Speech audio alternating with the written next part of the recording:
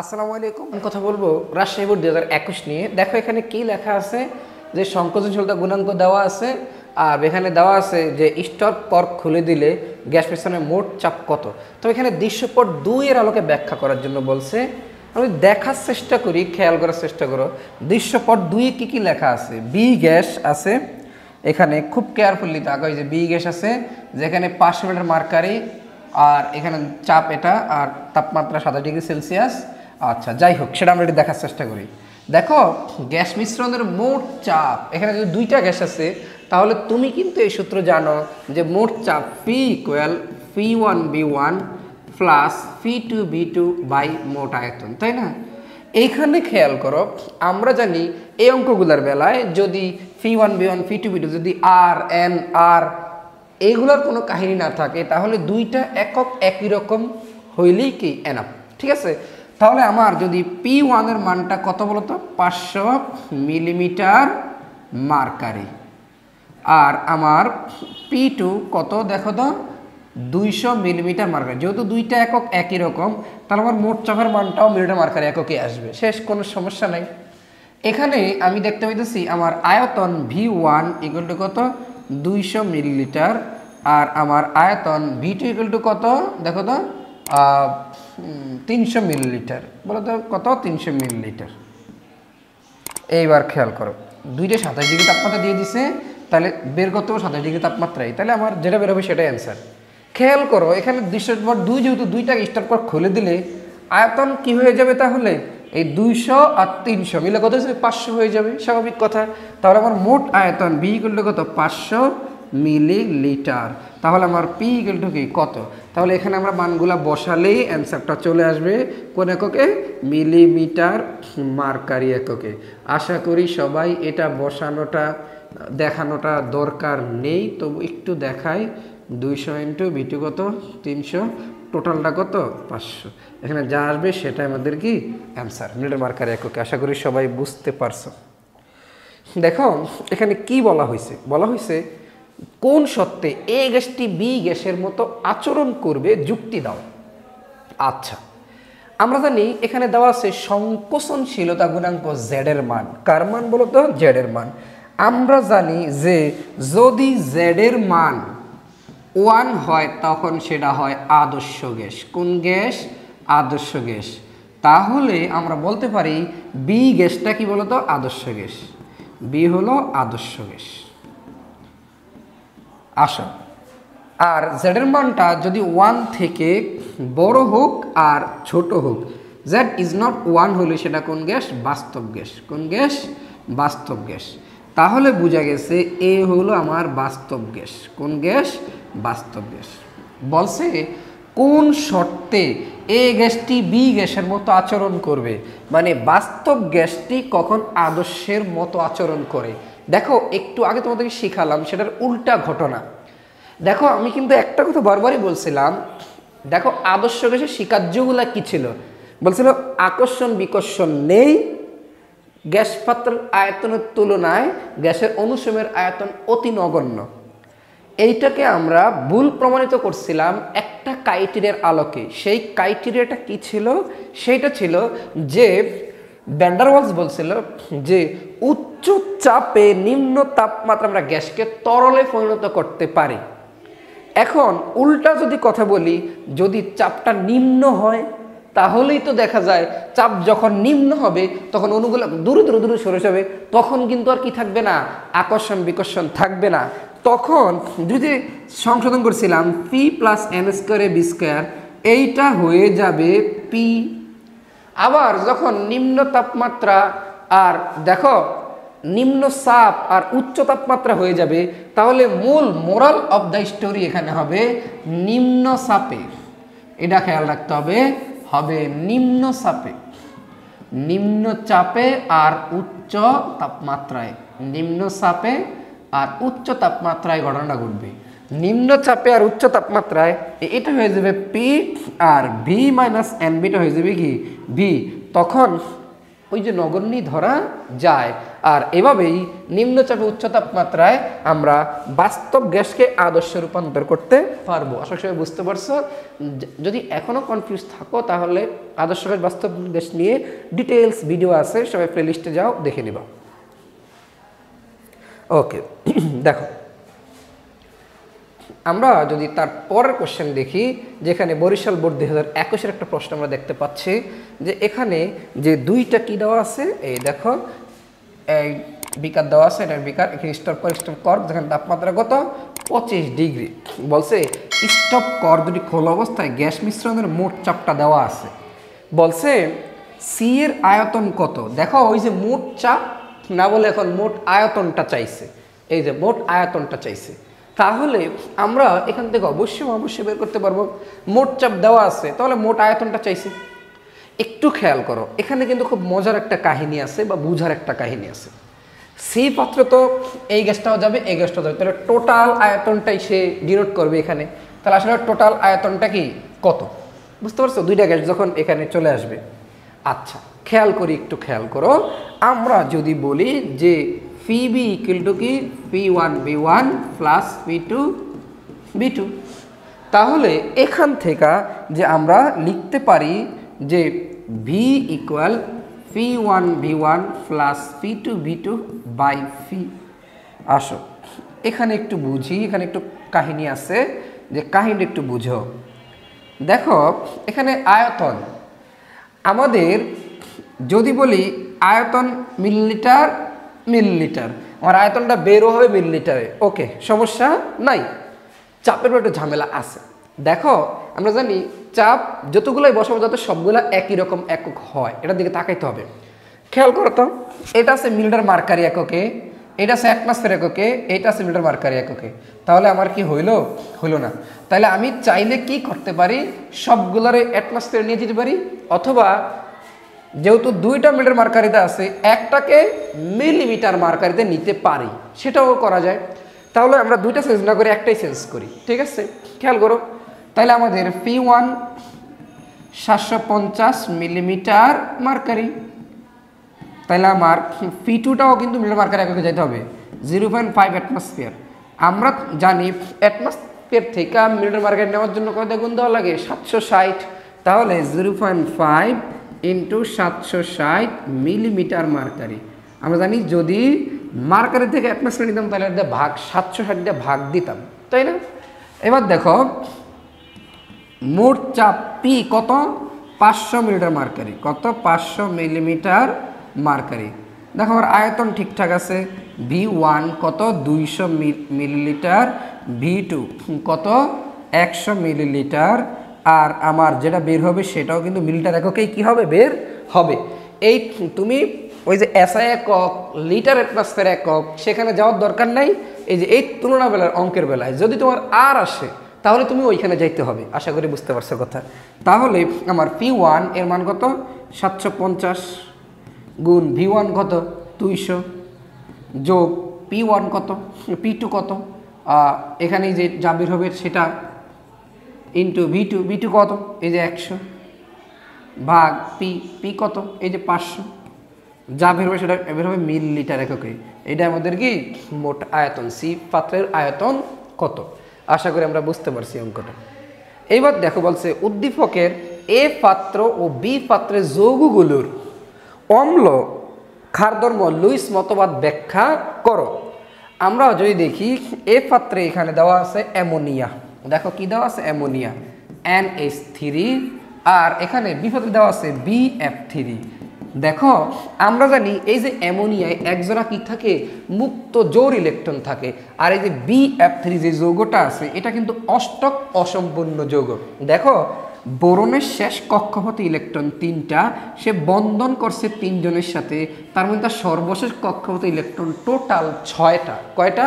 6টা। যেহেতু তার ইলেকট্রন টোটাল 6টা, তার মানে তার অষ্টক অসম্পূর্ণ, তার অষ্টক অসম্পূর্ণ, তার মানে ইলেকট্রনে তার ঘাটতি আছে, ইলেকট্রনের কি আছে ঘাটতি আছে। তাই এরা কি করবে এখান থেকে ইলেকট্রনটা গ্রহণ করবে। আমরা জানি লুইস মতবাদ অনুসারে, যে লুইস মতবাদ অনুসারে যারা ইলেকট্রন দান করে তারা হইল লুইস ক্ষার। যারা ইলেকট্রন দান করে তারা লুইস ক্ষার, আর যারা ইলেকট্রনটা গ্রহণ করে তারা লুইস অ্যাসিড। তারা লুইস অ্যাসিড। তাইলে বোঝা গেছে যেহেতু অ্যামোনিয়া এই যে ইলেকট্রনটা দান করে তাই অ্যামোনিয়াটা লুইস ক্ষার, আর যেহেতু এই BF3 ইলেকট্রনটা গ্রহণ করে তাই সে লুইস অ্যাসিড। আশা করি এটা একটু সুন্দর করে ব্যাখ্যা দিলেই ফুল নাম্বার তুমি পেয়ে যাবা। আশা করি সবাই বুঝতে পারছি। এবার আসো আমরা নেক্সট প্রশ্ন একটু যাওয়ার চেষ্টা করব, যেখানে কি দেওয়া হয়েছে যে যশোর বোর্ড 2021 এ গ্যাস বি গ্যাস, আর এখানে একটা এত গ্রাম দেওয়া আছে 2 অ্যাটমসফিয়ার 21 ডিগ্রি সেলসিয়াস তাপমাত্রা। উদ্দীপকে স্টপ কর খুলে দিলে গ্যাস মিশ্রণের মোট চাপ কত? তাহলে দেখো এই যে মোট চাপের ম্যাথ, আশা করি এখন এটা না করলেও তুমি পারবা, ঠিক আছে? এটা না করলেও কিভাবে পারবা, ওই যে পি ইকুয়াল টু কি P1 B1 plus P2 B2 by কি ভি।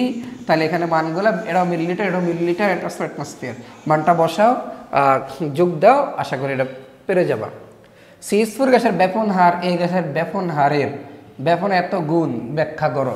তাইলে আমরা জানি ব্যাপন হার, মিথেনের ব্যাপন হার এই গ্যাসের ব্যাপনের হারের কত গুণ, এত গুণ ব্যাখ্যা করার জন্য আমাদেরকে বলতেছে। এটা তো আমরা বুঝতে পারলাম, খেয়াল করো। তাহলে এই গ্যাসের ব্যাপনের হার বের করতে হলে আমার এখানের আণবিক ভর দরকার, এই গ্যাসের আণবিক ভর দরকার। CH4 গ্যাসের আণবিক ভর কিন্তু আমরা জানি, তাই না? এইখানে খেয়াল করো, তুমি যদি আণবিক ভর এখানে বের করতে যাও তাহলে আমরা সবাই জানি যে এইখানে একটু খেলা আছে। খেলা বলতে বোঝাচ্ছি PB ইকুয়াল টু nRT অথবা W/m ইন্টু RT, বা আমার বের করতে হবে m এখানে গেলে m ইকুয়াল টু WRT/PB। তোমাদের এতক্ষণ ভরে আমি যে অঙ্কগুলো করাইছিলাম কখনোই বলি নাই যে এই এককে থাকলে এই এককে রাখতেই হবে। যখনই আর এর কোনো কথা চলে আসলো তখনই কিন্তু এককটার কথাও চলে আসলো। খেয়াল রাখবা, যদি আমরা আর এর মান 8.314 অর্থাৎ SI এককে ধরি তখন অবশ্যই এবং অবশ্যই চাপের একক প্যাসকেলে বা নিউটন মিটার ইনভার্স টু একই একক, আর আয়তন একক তখন মিটার কিউবে রাখতেই হবে, রাখতেই হবে, রাখতেই হবে। বুঝছো? যখন আর এর মান 0.0821 ধরবা তখন চাপের মান মানে লিটার অ্যাটমসফিয়ার একক, সেটা কোন একক? লিটার অ্যাটমসফিয়ার একক। তখন বোঝাই যাচ্ছে এখানে আয়তনের একক লিটার আর চাপের একক অ্যাটমসফিয়ারে রাখতেই হবে, রাখতেই হবে, রাখতেই হবে। এই কথাটা খুব গুরুত্বপূর্ণ কথা যে যখনই আর এর কথাবার্তা আসছে তখনই আমার যদি আর এর মান 8.314 অর্থাৎ SI এককে যদি রাখি তখন চাপের মান প্যাসকেল বা নিউটন মিটার রাখতে হবে, রাখতেই হবে। যখন আর এর মান আমি 0.0821 ধরবো তখন লিটার অ্যাটমসফিয়ার এককে, তার মানে তখন আয়তনের মান, আয়তনের একক লিটারে, চাপের একক অ্যাটমসফিয়ারে রাখতেই হবে, রাখতেই হবে, রাখতেই হবে। আশা করি সবাই কথা বুঝতে পারছো। দেখো এইখানে আমি কোথায় রাখবো সেটা আমার উপর ডিপেন্ড করে। যেহেতু এখানে অ্যাটমসফিয়ার দেখতেছি তার মানে লিটার অ্যাটমসফিয়ার এককে নেওয়াই ভালো, সুবিধাজনক। খেয়াল করো, আমি যদি বলি এখানে আর অন্যগুলো টেনশন করার দরকার নাই, তুমি তাপমাত্রা কেলভিন, ডব্লিউ, গ্রামে সমস্যা হবে না এখানের জন্য। দেখো আমরা যদি একটু বলি, যেহেতু আর মান আমরা ধরে নিলাম লিটার অ্যাটমসফিয়ার এককেই রাখবো আমরা, litre atmosphere per kelvin per mole. Okay, দেখো তাহলে আমার চাপ কোথায়? P2 atmosphere. আমার আয়তন কোথায়? 400 মিলিলিটার। দেখো বলছিলাম যদি আর মান 0.0821 ধরি আমরা, তাহলে চাপের একক অ্যাটমসফিয়ারের রাখছি, যেহেতু আয়তনের একক অবশ্যই এবং অবশ্যই লিটার নিতে হবে। আমাদের মিলিটার থেকে লিটার নিতে হলে 1000 দিয়ে ভাগ দিতে হবে, তাহলে এটাকে 1000 দিয়ে যদি ভাগ দিই তাহলে আসে 0.4 লিটার, তাই না? আচ্ছা, এখন তুমি বলো স্যার এখানে নিলেন না কেন? স্যার কেন নিলেন না? নিলাম না কেন জানো? কারণ তুমি দেখো এখানে দেখতেছি আমি অ্যাটমসফিয়ারে আছে, আমি কেন শুধু এই প্যাসকেল মিটার কিউব দুটাতে কনভার্ট করবো? আমার তো এখানে যাওয়াই ভালো, লিটার অ্যাটমসফিয়ারে যাওয়াই ভালো। বুঝতে পারছো কথা? আশা করি বুঝতে পারছো। ওকে, আর এখানে ডব্লিউ এর মান কত তুমি দেখো তো? 1.46 গ্রাম। আর কি দেওয়া আছে? আর কিছু লাগে না, ঠিক আছে। তাপমাত্রা কত ডিগ্রি এখানে দেওয়া আছে? 21 ডিগ্রি, যেহেতু এখানে একই সাথে আছে, তাহলে 21 ডিগ্রিকে কই নিয়ে যেতে হবে? 21 যোগ 273, তার মানে 21, তাহলে এখানে 3 আর 1 4, 9, 294 কেলভিন, তাই না? তাহলে এখানে আমি বলতে পারি যে W এর মান 1.46, আর আর এর মান কত হবে? 0.0821 ইন্টু টি, টি হলো 294, চাপ কত? 2, আর আয়তন কত? 0.4। এটা আমাদের যেই মান আসবে সেটা আমাদের আণবিক ভর, এর আণবিক ভর। এটা কত হবে তোমরা কমেন্ট বক্সে জানাবা, ঠিক আছে? ওকে, এই মানটা এবং এই মানটার সাথে তুলনা করে ব্যাপনের হার আমরা বের করে ফেলবো। এটা তোমাদের হয়েছে কি না, বের করতে পারছো কিনা আমরা কমেন্টে জানাবো। আমি একটু এখন দেখাচ্ছি, তারপরের কাজটা কি করবা তুমি। আমরা জানি এরপরে আমরা এখানে চলে যাচ্ছি, ব্যাপনের হার আণবিক ভরের বর্গমূলের ব্যস্ত আনুপাতিক, তাই না?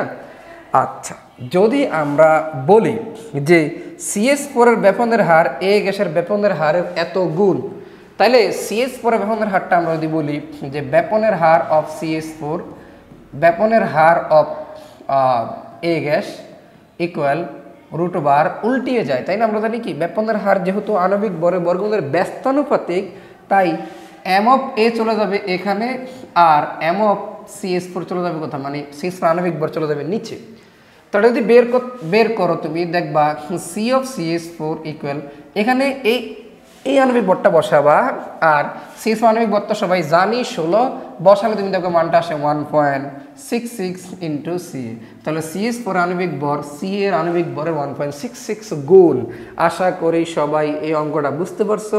তুমি কমপ্লিট করে অবশ্যই কমেন্টে জানাবা যে স্যার আমি করতে পেরেছি, ঠিক আছে? ওকে,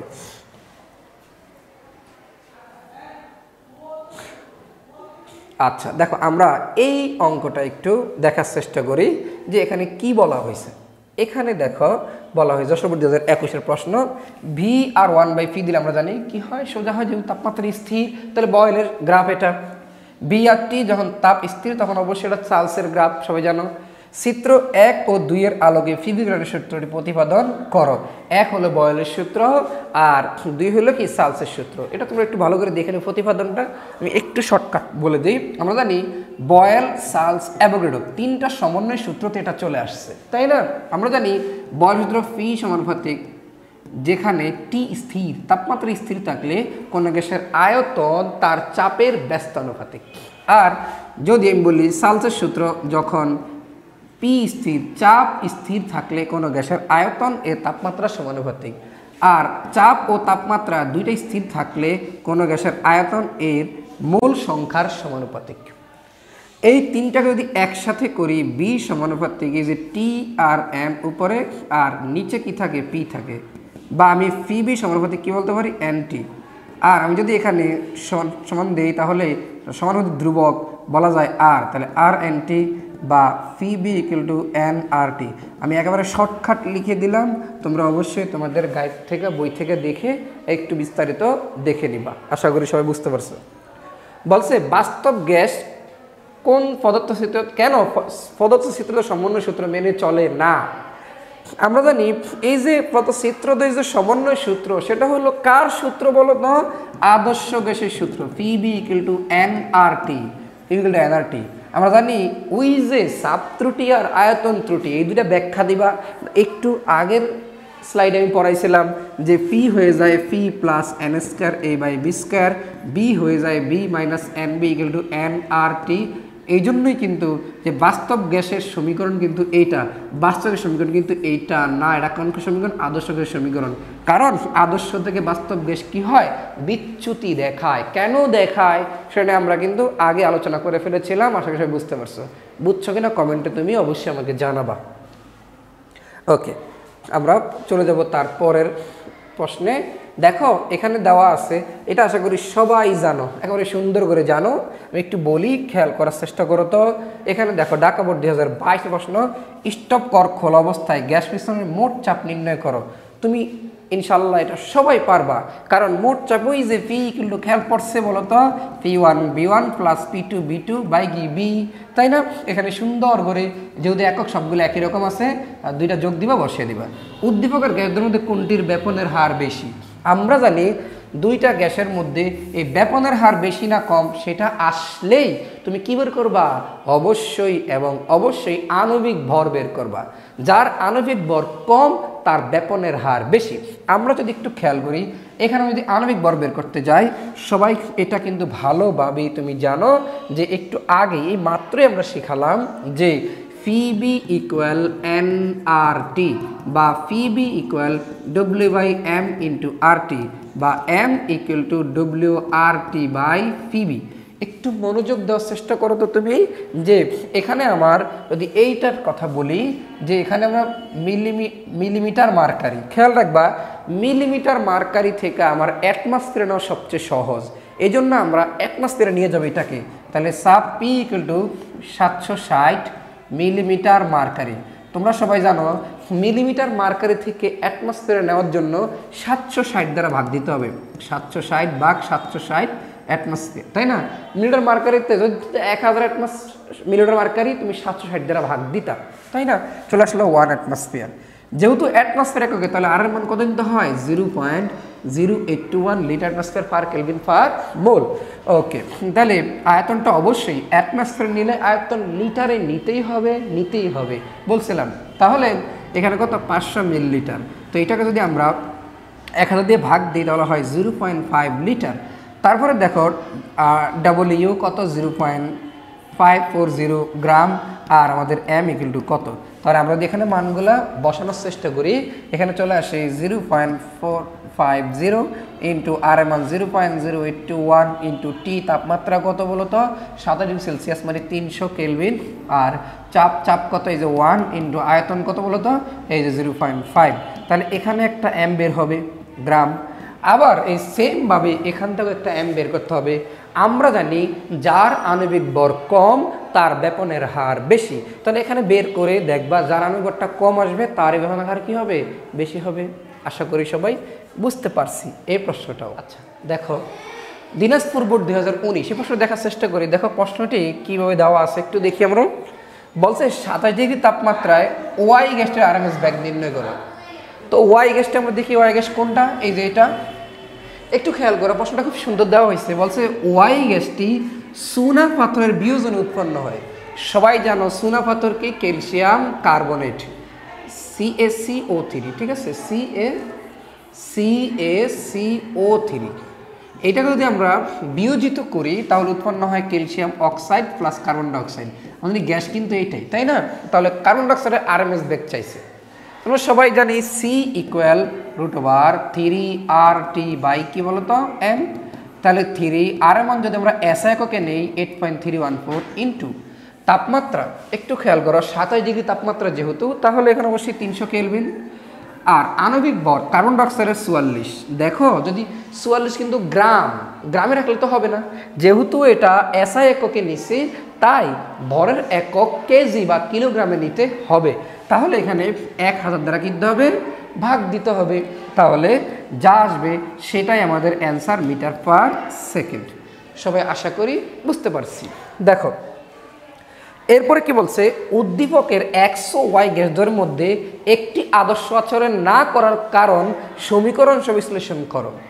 দেখো X গ্যাসটা কিন্তু আদর্শ গ্যাস, তাই না? কারণ দেখো পিবি এর মান সাথে সাথে চাপ বাড়ার সাথে সাথে সিম্পলি বাড়তেছে, পিবি এর মান বাড়েও না কমেও না, যার মান 1। কিন্তু ওয়াই গ্যাসটা কিন্তু বাস্তব গ্যাস।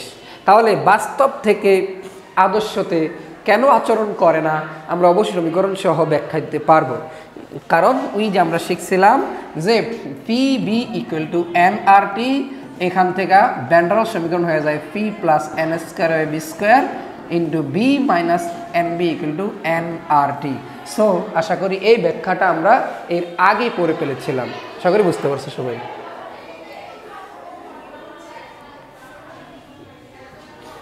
এবার দেখো একটু খেয়াল করার চেষ্টা, ঢাকা বোর্ড 17 এই প্রশ্নটা দেখার চেষ্টা করি। এখানে কি বলা হয়েছে যে গ্যাসদ্বয়ের রেখাচিত্র আণবিক না হয়ে বক্র হয় কেন? দেখো এখানে এই যে আনুভূমিক যদি হইতো তাহলে সেটা কি হইতো বলো তো, অবশ্যই আদর্শ গ্যাস হইতো। কিন্তু আমরা জানি আদর্শ গ্যাস না হয় না হাইড্রোজেন, যদিও হাইড্রোজেন এভাবে হবে যে এখানে কেন বক্র হইল, তাই না? কারণ আমরা জানি আদর্শ গ্যাসের বেলায় পিবি এর মান চাপ বাড়ার সাথে সাথে একই জায়গায় থাকে, বাট বাস্তব গ্যাসের বেলায় আমরা জানি আকর্ষণ বিকর্ষণ থাকার কারণে যে এখানে প্রথমে আকর্ষণ যেন অনুভূত হয়, তারপরে আবার বিকর্ষণ হয়ে উপরের দিকে চলে যায়। এই যে এভাবার বক্ররেখা, এটা নিয়ে আমি ফুল একটা ভিডিও দিয়েছি, তো সবাই অবশ্যই দেখে নিবা। এই যে ভিডিওটা দেখবা সবাই, তো আশা করি সবাই এটা বুঝে যাবা। এখন একটু এক জায়গা থেকে বুঝালে আশা করি ওইটা ঝামেলাই হবে তোমাদের জন্য। গ্রিন হাউস প্রভাব সৃষ্টিতে উদ্দীপকের 1 নং গ্যাসটির ভূমিকা ব্যাখ্যা করো। আচ্ছা দেখো, 1 নংকে কার্বন ডাইঅক্সাইড। আমরা জানি কার্বন ডাইঅক্সাইড গ্রিন হাউস প্রভাব সৃষ্টিতে ভূমিকা পালন করে। কীভাবে করে একটু খেয়াল করো। এবার আমরা পৃথিবী কল্পনা করি, আমরা জানি কার্বন ডাইঅক্সাইডের গ্রিন হাউস প্রভাব সৃষ্টির জন্য প্রায় 49% দায়ী। এটা কি কাজ করে? এটা কাজ করে হলো, যেহেতু সেটা অত ভারী গ্যাস না, এটা ধরো পৃথিবী, এটা কি বলো পৃথিবী। দেখো সে এই যে পৃথিবীর চারপাশে একটা লেয়ার তৈরি করে। কি তৈরি করে বলো তো? একটা লেয়ার তৈরি করে। এখন পৃথিবী থেকে, পৃথিবীতে অনেক কার্বন ডাইঅক্সাইড কি এখন উৎপন্ন হচ্ছে, বিশ্বায়ন হচ্ছে, কলকারখানার ধোঁয়া, গাড়ির ধোঁয়া, এখান থেকে বিশ্বায়ন হচ্ছে, কার্বন ডাইঅক্সাইড উৎপন্ন হচ্ছে। এই কার্বন ডাইঅক্সাইডগুলা ভিজিবল রে আকারে ভিজিবল রে আকারে আমরা জানি সান থেকে, একটু খেয়াল করো, সান থেকে, সূর্য থেকে আলো ইউভি আকারে কি ভিজিবল আকারে ঠিকই পৃথিবীতে ঢুকতেছে। বাট আমরা জানি সে ঢোকার সময় ভিজিবল আকারে ঢুকলেও বের হওয়ার সময় আয়ার আকারে বের হয়। কি আকারে? আয়ার আকারে। আমরা জানি আয়ারের বেদন ক্ষমতা বা শক্তি অনেক কম হওয়ার কারণে সে কিন্তু বের হইতে পারে না। সে কি হইতে পারে না? বের হইতে পারে না। তাই পৃথিবীর তাপমাত্রা কি বেড়ে যায়। তাহলে এভাবেই কিন্তু গ্রিন হাউস প্রভাবটা, গ্রিন হাউস তো সেম, এই জন্য পৃথিবীর তাপমাত্রা যেভাবে বাড়তেছে এটাই হলো গ্রিন হাউস প্রভাব। আশা করি বুঝতে পারছো। আমি আবার একটু বলি যে পৃথিবীর চারপাশে কার্বন ডাইঅক্সাইড, যত কার্বন ডাইঅক্সাইড পৃথিবীতে সৃষ্টি হবে তত পৃথিবীর চারপাশে লেয়ার সৃষ্টি হবে।